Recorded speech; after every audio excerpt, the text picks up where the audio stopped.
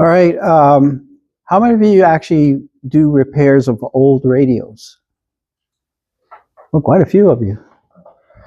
How many of you have run into a problem with these canned capacitors? They are hard to get. And when you do go online to get them, they are not for your radio. And I pull these out, but I save them. And what I do is hollow them out, and I buy capacitors and stuff them inside. Sometimes they fit, sometimes they don't. And so I just want to go over real quick what I do. And here's one that's dried out inside. I have a capacitor checker, and the resistance is just too high to filter anything, so the radio hums. So what I do is I take the capacitor out carefully, and make sure you take a picture of the wires, and or mark it down on a piece of paper. It's got which wire goes where, because otherwise it gets you do a lot of tracing afterwards. Once I have it out, I clean it out. I'll take all the all the solder off and everything else, and then get a plumber pipe cutter, and I put it on here, and I just spin it around and cut the capacitor so that you can take the top off. And then once it's off, then you can see in here, sometimes this is not too bad, but sometimes they really shrink. They dry up. And with gloves, you grab it and just rock it back and forth till you break the leads inside. And then the top, you just throw it away.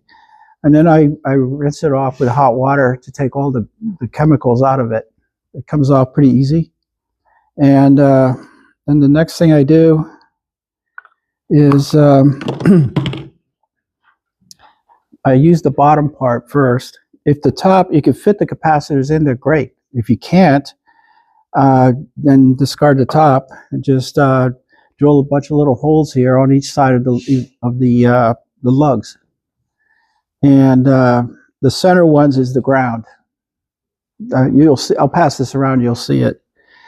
And then I solder on either one of the pins is ground, because it won't reach. The capacitor leads are not always that long, and they don't reach the ground can. But you could take one of the terminals if you can't fit enough capacitors in there, and then connect that to ground. And so anyway, here's one that I completed, and it didn't fit inside the can, so I had to I put 3 capacitors in there. Fortunately, they're all 3 the same. This came out of a Swan 350, and the Swan was when you turn the RF gain up, you could hear a loud hum, and that indicated that these things dried up. So you can see on this one here how I arranged it, but I'll pass it around. And I'll pass this, it'll be all in here, but don't touch that. Okay, I'm not sure if that's safe or whatever, but just be aware, unless you wear gloves. All right. Don't taste it. Yeah, I definitely don't. It has a unique smell to it too. So any questions? Yeah. How do you reattach the metal cap if it does? Oh, I just put the heat shrink tubing. That's important. I have the heat shrink tubing in here. You cut it to the height that you need. If it's a can, I just put it over like that and heat it. Generally, I don't like, some people permanently are able to put metal tape around it. You can do that too. But don't make it permanent, because eventually in 20 years you have to do it again. So, all right. This one here I flared out so that it goes over so it kind of goes over it before you tape it.